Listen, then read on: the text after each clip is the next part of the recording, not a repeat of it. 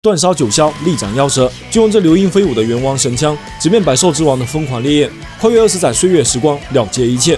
大家好，我是朱爱本，海贼王1048话20年已经更新，来看鬼岛屋顶烈火对决。扉页继续短期连载，《吉尔玛无感情海游记》第10期。夏洛特布雷透过镜子发现了巧克力镇的入侵者，这是吉尔玛的医治和雷酒。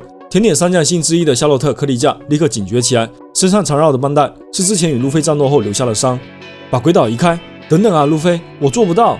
漫天雷云之下，决战一触即发，不可思议的超级巨拳终于将百兽之王逼到极限。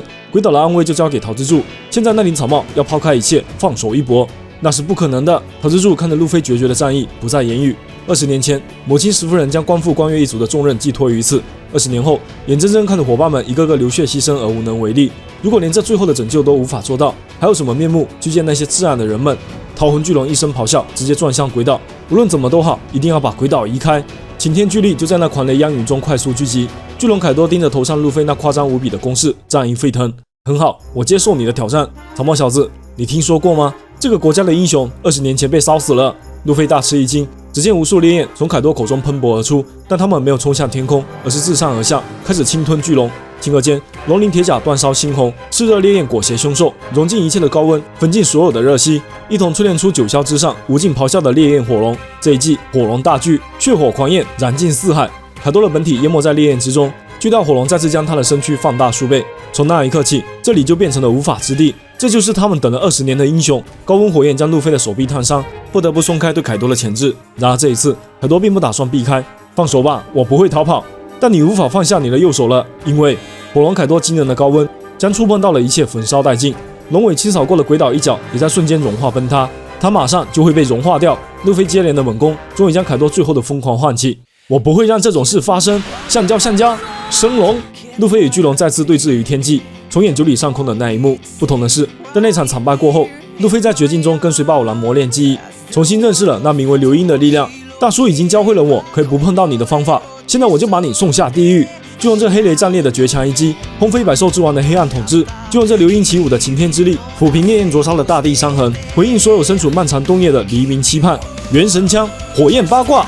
一声崩裂，神风尽展，九霄天际断至炼狱。是那火焰巨龙的怒涛红莲，燃烧四海八荒，粉尽一切；还是那解放战士的自由战歌，轰出惊世巨拳，神枪拂晓，背负起血泪交织的沉重，赌上了新旧时代的野望。两股冲击剧烈碰撞，烈焰闪光点亮天空。路飞硬扛住炽热高温，与凯多猛烈对轰，绝不后退。激战仍在持续。此时鬼岛宅邸内，突如其来的大水将小菊和警卫们冲进水流。乌索普赶紧将他们捞起，连声道歉：“抱歉，让你们掉下去了。”警卫们，小菊，你们还有气吗？不要死啊！两人陷入昏迷之中，生死未卜。宴会厅内，武士们正在朝着屋顶方向为路飞呐喊鼓劲。草帽小子，请一定要打倒凯多，你一定要做到！只要打倒了他，不打倒凯多，这一切就不会结束。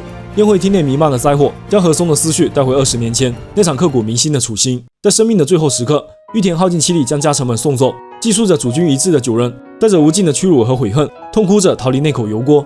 这一刻起，他们的性命已不再属于自己，为了完成玉田的意志，也要苟活下去。一声枪响，了断最后的念想。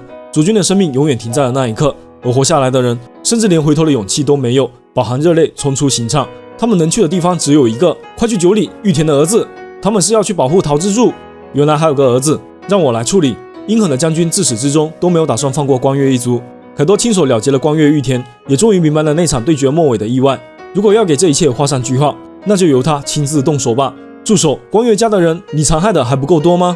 百姓们蜂拥上前，试图拦住凯多的杀戮。然而百兽之王从没有一丝怜悯，拦在霸业之前的杂碎，只有死路一条。滚开！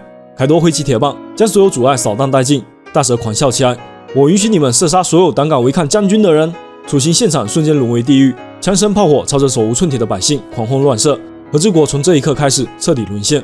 不久之后，9里玉田城在一片火光中变为废墟。手下们来报，玉田的妻子光月石夫人在博罗镇确认死亡，她是唯一一个逃出城堡的人。这样我们就根除光月一族了。现在是时候做出选择了，大民们，你们是要辅佐我建立新的和之国，还是要继续战斗？在凯多的强大力量面前，能够阻止黑炭大蛇的人已经所剩无几。各乡大民们集结起最后的力量，一起讨伐这场席卷而来的寒冬黑夜。愚蠢的问题，答案不言自明。光月家是我们唯一的将军，让我们完成玉田的遗愿吧。4乡大民并肩作战，武士联军奋起厮杀。讨伐凯多与大蛇的光复之战就在和之国大地上壮烈打响。即便是面对拥有巨龙之力的百兽凯多，武士们也毫无惧色，前赴后继，浴血奋战。然而实力上的差距终究太过遥远，肉体凡躯又如何抵挡一次又一次的烈焰轰炸？武士豁出一切的炮火射击，甚至连凯多的鳞甲都无法打穿。大蛇躲在百兽海贼团强大战力的庇护中，捐款大笑：“你们太弱了，还好意思自称武士吗？该死！要不是有凯多替他撑腰，谁会怕这个狐假虎威的蠢货？别说了，大蛇什么都听得到。你想让凯多的军队来追杀你吗？”大战终结，尘埃落定，百兽海贼团彻底歼灭了所有反抗者，余下还能干活的壮丁都被投进了暗无天日的武器工厂，成为了这台战争机器的小小齿轮。百兽海贼团依附在和之国的大地上，尽情啃食血肉，用他的生命供养起一支残暴而野心勃勃的战力。不，请不要带走他，不要带走我的爸爸！你以为你在跟水说话？河水的颜色是怎么回事？没有能喝的水了，庄稼也种不了，什么吃的都没有了。掳走人丁，荼毒生灵，敲骨吸水，无恶不作。曾经充满生机的安康乐土，变成了一片荒芜的死亡国度。越来越多的人选择了断自己残酷的命运，而侥幸活下来的人，也沦为了百兽海贼团无数奴隶中的一员，在无尽的劳作和残酷的剥削里，耗尽最后一丝生命，然后彻底告别这个世界，不留下任何痕迹。还想活命的话，就给我干活！干活，你个渣子！不会有人来帮助你们的。这个国家是封锁的，唯一支撑人们坚持下去的是石夫人临终前的那个预言。漫长的冬夜已经到来，黎明的曙光仍在遥远的20年后。唯有继续隐忍下去，直到那一天的到来。只是不知道，在那之前会有多少无辜的生命，永远倒在这漫长的黑暗之中。饥饿与死神为伍，蚕食着所有人的意志。